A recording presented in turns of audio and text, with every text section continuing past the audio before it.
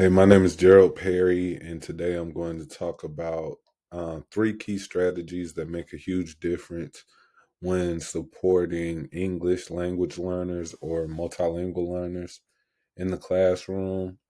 We'll look at the benefits of scaffolding classroom discussions, using a student's native language as a resource, and the best practices for introducing academic vocabulary.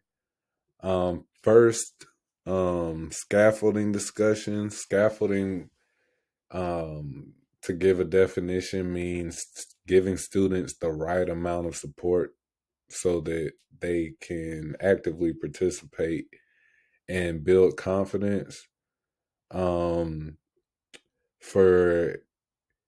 ELL or ESOL students, this might include using sentence starters, visual aids, or partnered discussion. For example, you can model how to answer a science question by saying, I observed that, or I think this happened because of blank, and then have students repeat or adapt the structure.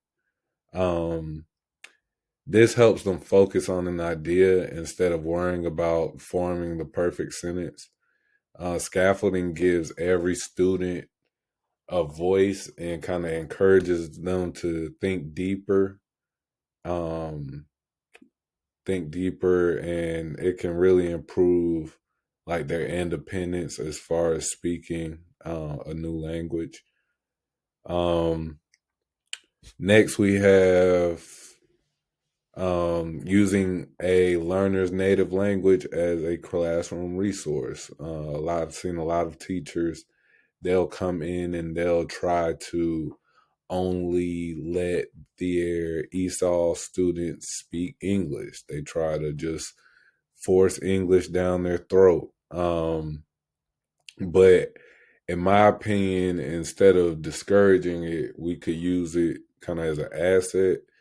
Um, Allowing students to brainstorm or discuss or even take notes in their first language can really help them understand the information better.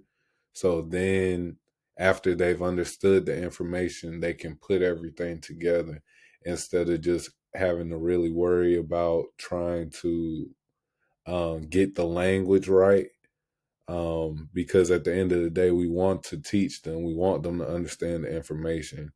It's not it's important that they learn English, but the most important thing that we're trying to get through to them is the information, because we don't want them to learn English and then have forgotten the information or don't really understand the information. We want them to understand the information so that when they learn English, they can have that information already. Um, Next, we have um,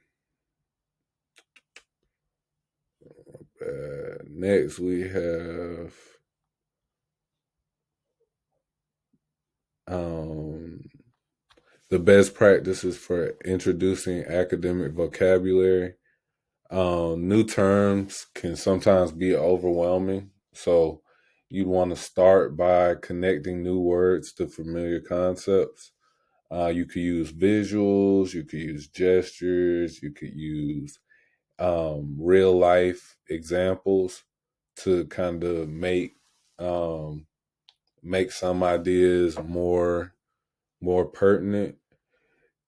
Um, you want to teach vocabulary in context rather than in isolation. Like, for example, instead of just defining something like photosynthesis, you could show a time lapse of plants growing and kind of talk through what's happening. Um, a really important thing with this is repetition and interactive practice. So things like word walls, games, I like quizzes and Book It. Those are good games to kind of just drill the information in their head. Graphic organizers, um, yeah, just basic reinforcing and basic repetition will go a super long way. Um, and yeah, those are the three things that could help multilingual learners build confidence.